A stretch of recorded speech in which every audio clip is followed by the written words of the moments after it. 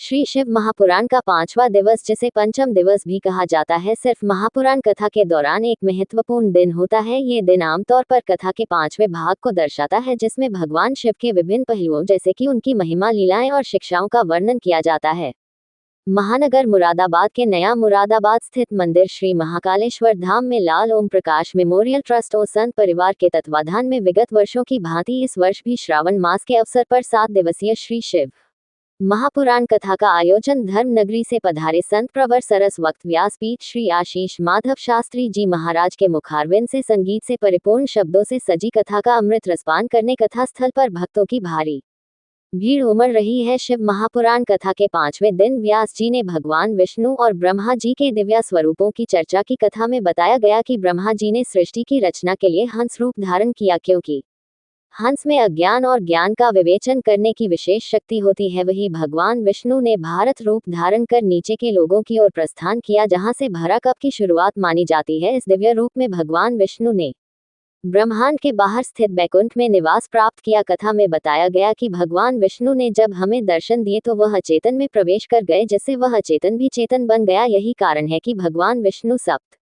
लोगों अतल वितल तलातल पाताल आदि के स्वामी माने जाते हैं और विराट पुरुष रूप में पूजे जाते हैं। आज श्री शिव महापुराण कथा में व्यास जी द्वारा भक्त प्रहलाद की कथा का भी बड़ा ही सुंदर प्रसंग सुनकर उपस्थित श्रद्धालुओं को भाव विभोर किया गया। तो वही भगवान श्री कृष्ण की रासलीला में भगवान शिव और माता पार्वती के पहुंचने का भजन के माध्यम से भी बड़ा ही सुंदर प्रसंग सुनकर उपस्थित श्रद्धालुओं को भगवान की भक्ति में मस्त होकर घूमने के लिए विवश कर दिया। कथा के दौरान श्रद्धालु भक्ति भाव में लीन नजर आए। इस मौके पर सैकड़ों की संख्या में पहुंचे श्रद्धालुओं को व्यास जी द्वारा भगवान के अनेक मधुर भजन सुनाकर भगवान की भक्ति में मस्त होकर झूम के लिए विवश कर दिया। आज श्री शिव महापुराण कथा के पंचम दिवस लाल ओम प्रकाश मेमोरियल ट्रस्ट और संत परिवार द्वारा कथा में अपना सहयोग देने वाले अतिथियों का व्यासपीठ से व्यास जी द्वारा पगड़ी पहनकर, साथ ही अंग वस्त्र पहनकर तथा अस्त्र प्रदान कर, साथ ही प्रसाद देकर उनका स्वागत एवं सम्मान किया गया। तत्पश्चात आरती की गई, कथा को विश्राम दिया गया। इसके पश्चात सैकड़ों की संख्या में पहुंचे श्रद्धालुओं को पूर्ण भक्ति भाव के साथ श्रद्धा पूर्वक प्रसाद का वितरण किया गया। आज श्री शिव महापुराण कथा के पंचम दिवस भरी बरसात होने के बावजूद भी सैकड़ों की संख्या में श्रद्धालु पहुंचे और कथा का भरपूर आनंद लेते हुए अपना जीवन सफल बनाया।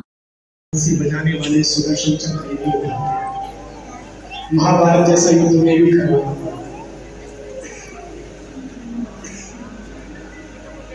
हमारे लोगों की बात करके बड़ा अच्छा लगा कि कम से कम इतना तो आप करो कि आपके घर में अस्त्र हो, और अस्त्र इसलिए नहीं हो कि किसी की हिंसा करनी है, किसी को प्रताड़ित करना है। भाई अस्त्र हमारे देवताओं की शोभा है।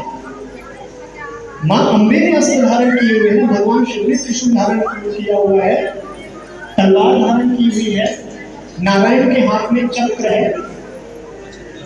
तो जैसे हम मंदिर में प्रतिमा की पूजा करते हैं, जैसे मंदिरों में हम धार्मिक ग्रंथों की पूजा करते हैं, ऐसे ही उन प्रतिमाओं के साथ अपने देवताओं का श्रृंगार करते हैं ना।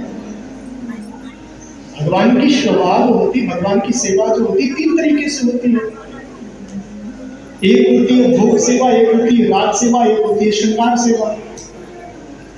तो श्रृंगार तो वही माना जाएगा जो भगवान का परिपूर्ण श्रृंगार हो। केवल यही तक सीमित ना रखोगे, गले में आपने हार पहना दिया, कुंडल पहना दिए, पैरों में बाजे पहना दिए। ये अस्त्र भी हमारे सनातन संस्कृति के देवताओं का श्रृंगार है, हमारी देवियों का श्रृंगार है। तो पूजा के लिए सही, अपने परमात्मा का श्रृंगार करने के लिए सही, तो पूजन जब करो तो उन अस्त्रों का भी पूजन होना चाहिए।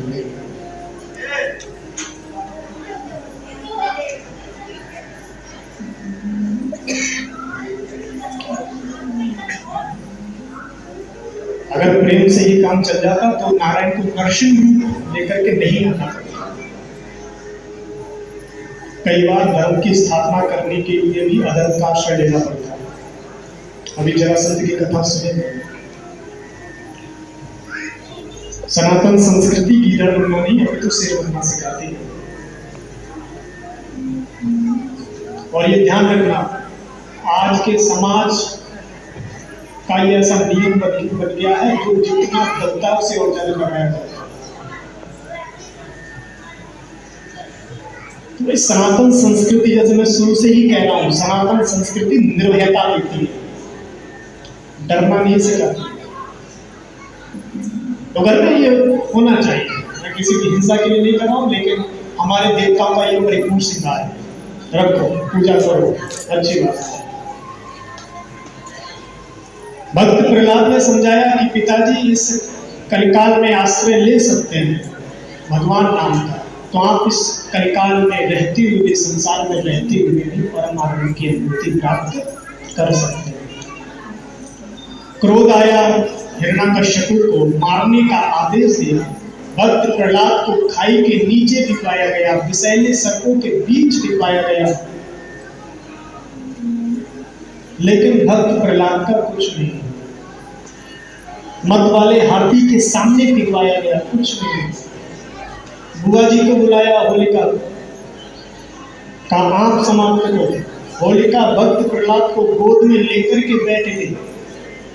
वायु का झोंका आया, जो चुनरी वरुण देव ने अग्नि से बचाने के लिए होलिका जा रहा हूँ मैं, कहीं और भी जाना है। भक्त प्रहलाद के ऊपर गिर गई और होलिका जल करके भस्म हो गई। क्रोधित हुआ हिरण्यकश्यप हाथ पकड़ा, महल में लेकर के गया। ये बता, तेरा भगवान है कहाँ? भक्त प्रहलाद ने कहा, पिताजी आपका क्वेश्चन गलत है, आपने प्रश्न गलत किया है। आप कहते हो भगवान कहाँ है?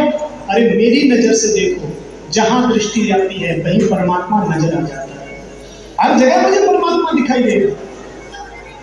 इशारा करते हुए कहा, तो तेरा परमात्मा इस स्तंभ में भी है? हाँ पिताजी, इस स्तंभ में। और भक्त की बात को सार्थक करने के लिए जैसे ही हिरण्यकश्यप ने उस स्तंभ पर अपनी गदा का प्रहार किया, अट्टहास हुआ और उस स्तंभ से स्वयं नारायण भगवान प्रकट हो गए। बोल नरसिंह भगवान की जय। थोड़ी देर खेल खिलाया हिरण्यकश्यप को, और अंत में हिरण्यकश्यप को पकड़ा, पैरों पर लिटाया, मारने के लिए जैसे ही नख आगे करे, हिरण्यकश्यप मुस्कुराने लगा। नरसिंह भगवान ने कहा, तेरे प्राण पखेरु उड़ने वाले हैं और तुम। हिरण्यकश्यप कहता, मेहनत तो आपने बहुत करी पर आप मार नहीं सकते मुझे। क्यों? अरे मैंने अपने बुद्धि के बल से अनेकों, मेरे पास अनेकों वरदान है। नरसिंह भगवान ने कहा, याद कर तू अपने वरदान। पहला वरदान था, ना मैं अंदर मरूंगा ना बाहर मरूंगा। नरसिंह भगवान ने कहा, आंखें खोल, देख और बता तू अंदर है या बाहर। तो देखा द्वार की पहली पर लेटा हुआ है, बीच में, ना अंदर ना बाहर। मार फिर भी नहीं सकते, ना मैं दिन में मरूंगा ना रात में। भगवान ने कहा, चिंता ना कर, संध्या काल की बेला है। मार फिर भी नहीं सकते, क्यों? मैंने वरदान मांगा था, ना मनुष्य से मरूंगा ना जानवरों से मरूंगा। भगवान ने कहा, देख मैं जानवर हूं या मनुष्य? आधे जानवर हूं आधे मनुष्य। फिर वो मार फिर भी नहीं सकते, क्यों? मैंने ब्रह्मा से वरदान मांगा था कि 12 महलों में किसी में नहीं मरूंगा। नरसिंह भगवान ने कहा, चिंता ना कर, स्पेशली तेरे लिए बनाया है, अधिक मास इसमें मारूंगा। लेकिन प्रभु मार फिर भी नहीं सकते, मैंने वरदान मांगा है, ना अस्त्र से मरूंगा ना शस्त्र से। नरसिंह भगवान ने अपने नख दिखाए, बोले अस्त्र शस्त्र की जरूरत ही नहीं है, ये पर्याप्त है। प्रभु अब मेरा जो वरदान है, इस वरदान को तो कोई काट ही नहीं सकता।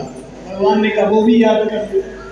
मैंने ब्रह्मा से वरदान मांगा था कि आपकी बनाई हुई पूरी सृष्टि में मैं किसी से नहीं मरूंगा। नरसिंह भगवान ने कहा, हम ब्रह्मा जी के पिताजी हैं, ब्रह्मा ने हमें नहीं बनाया, हमने ब्रह्मा को बनाया। हिरण्यकश्यप ने कहा, महाराज जब पूरी तैयारी से आए फिर समय क्यों बेकार कर रहे? तो नरसिंह भगवान ने अपने नख उठाए और नख उठा करके हिरण्यकश्यप का पीठ उदीर्ण कर दिया। लेकिन जैसे ही अपने भक्त एक तरफ दृष्टि गई, व्याकुलता उठ गई हृदय में कि इस छोटे से बालक का अपराध क्या था। और ये तो केवल मेरी उपासना कर रहा था, मेरा नाम ले रहा था, और मेरे नाम लेने के कारण इसको इतनी पीड़ा भोगनी पड़ी। आंखों में रक्त निकल आया, मुख से अग्नि की ज्वालाएं निकलने लगी। आकाश में सभी देवता विद्यमान हैं, सब स्तुति कर रहे हैं, लेकिन हिम्मत नहीं हो रही है किसी की कि नरसिंह भगवान के पास जाए। देवर्षि नारद ने कहा कि एक काम करते हैं, देखो पति कितना भी नाराज हो, पत्नी जानती है कैसे मनाना है। तो पत्नी लक्ष्मी जी के पास गई, लक्ष्मी जी से कहा कि आपके पतिदेव बड़े क्रोधित हैं, आप उनको मनाओ। लक्ष्मी जी मुस्कुराए, बोले हमारे पतिदेव और क्रोधित हो ही नहीं सकता, अरे हमारे पतिदेव तो बहुत शांत हैं। शांता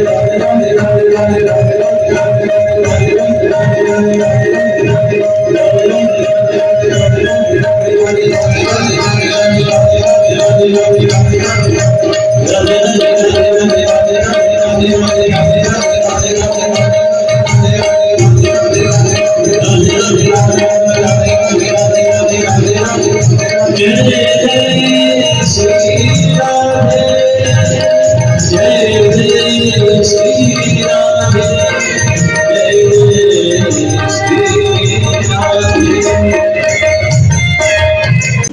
पहले तो वरदान दे लेते हैं और वरदान देकर के स्वयं फल जाते हैं। एक ऐसे भगत था, उसने पूछा कि कौन से देव जल्दी प्रसन्न हो जाते हैं। ब्रह्मा जी की तपस्या कम होती है, ब्रह्मा जी का भी हो जाती है। और उस भक्त ने 3 महीने तपस्या की और 3 महीने में ब्रह्मा जी को ब्रह्मा जी ने कहा तुमने 3 महीने तपस्या करी है या फिर 3 वरदान। तो उसने कहा देखो महाराज, पहला वरदान तो मेरा ये है कि मकान बड़ा छोटा है, और प्रभु से इतने बड़े मेहनत से रहना तो अकेला अच्छा नहीं लगेगा। का तीसरा वरदान प्रभु ये है, जब मैं 3 वरदान मांगता हूँ तो 3 वरदान फिर देने के लिए आना पड़ेगा। ब्रह्मा जी बस गए। अब तो देखता है कि बारिश हो रही है, ब्रह्मा जी को बुला लेता है, ब्रह्मा जी आओ।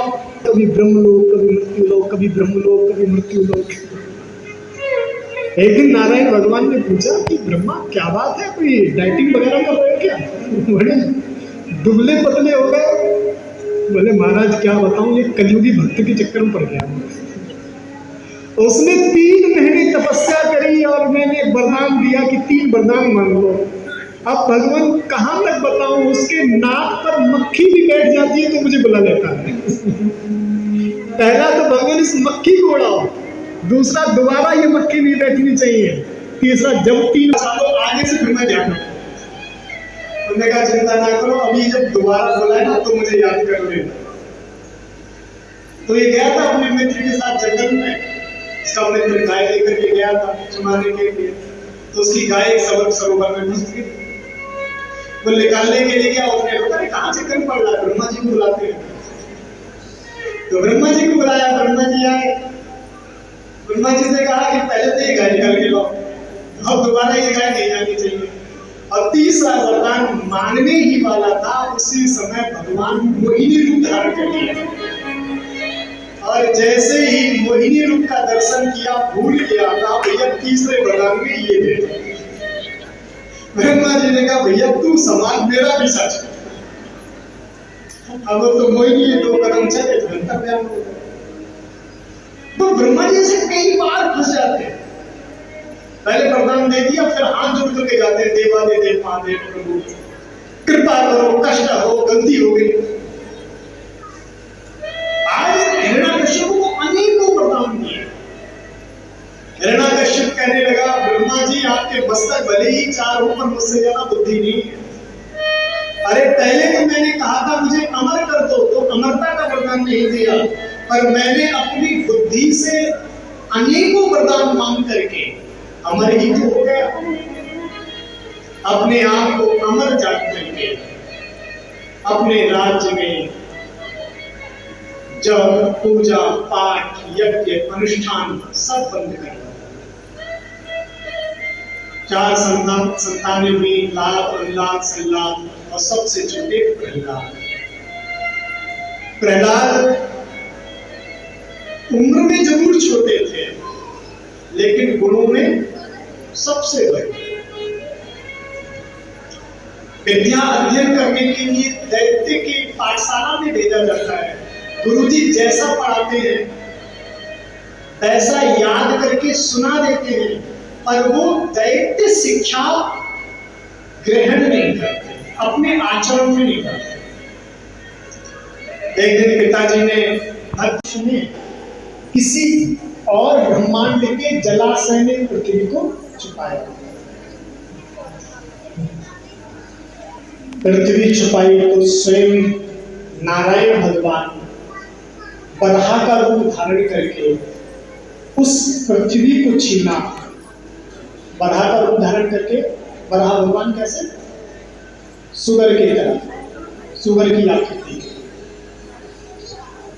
पृथ्वी को अपने दांतों पर रखा। आप अगर दक्षिण में जाएं, दक्षिण में कई हजारों वर्ष पुराने मंदिर हैं। सबसे प्राचीन मंदिर दक्षिण में ही मिलते हैं, साउथ की तरफ। और आप उन मंदिरों पे देखोगे, अधिकतर मंदिरों पे आपको देखने को मिल जाएगा बराह भगवान का चित्र, दीवारों पे मूर्ति बनाई हुई है। और वो मूर्ति कैसी है? बराह भगवान सुअर का रूप है, लंबे दांत हैं और पृथ्वी उनके ऊपर रखी हुई है। और पृथ्वी कैसी है? बोल, बड़ा भगवान का चित्र है। ऐसी मूर्ति आपको देखते को बहुत मिल जाएगी कि बड़ा भगवान और जिसके गोल पृथ्वी। जो विज्ञान ने अब बताया कि पृथ्वी गोल है, उन मंदिरों का दर्शन करके शास्त्रों ने उल्लेख कर दिया उस चीज का कि पृथ्वी गोल है। कई बार ऐसा होता है कि हम कोई ग्रंथ पढ़ते हैं या सुनते हैं तो हमारी बुद्धि में कोई बात नहीं फंसती। अगर हमारी बुद्धि में कोई बात नहीं फंस रही है तो गलती अपनी बुद्धि को हो, ग्रंथ को नहीं। आप उसको जानने का प्रयास करें, उसे समझने का प्रयास करें, दोषारोपण ना करें। और मैं कहता हूं प्रत्येक कथा में कि ग्रंथों को अगर जानना चाहते हो तो कथा सत्संग के माध्यम से गुरु के चरणों में बैठ करके या स्वयं ग्रंथ उठा करके पढ़ के जानना। टीवी सीरियलों से हमारी सनातन संस्कृति को जानने का प्रयास करते हैं। देखो, टीवी सीरियल देख करके हम अपने मन में धारणा बना लेते हैं, ऐसे भगवान ने ये किया। टीवी सीरियल वाले टीआरपी बढ़ाने के चक्कर में कुछ भी दिखा सकते हैं और दिखा रहे हैं। एक सीरियल आता है बड़ा विख्यात हुआ, वो राधे कृष्ण का सीरियल। मथुरा वालों ने कितने केस किए हैं उन पे कि बिल्कुल सनातन संस्कृति को बिगाड़ के रख दिया है, मन चाहा जो भी दिखा रहे हैं। तो हिरण्याक्ष ने पृथ्वी को छिपाया, बराह भगवान आए, बराह भगवान ने हिरण्याक्ष का वध किया, पृथ्वी को पुनः जल के ऊपर स्थापित किया। जब हिरण्याक्ष का वध हो गया और पता चला उसके भाई हिरण्याकश्यपु को, तो हिरण्याकश्यपु नारायण से पैर ठान करके नारायण से बदला लेने के लिए ब्रह्मा का तप करने के लिए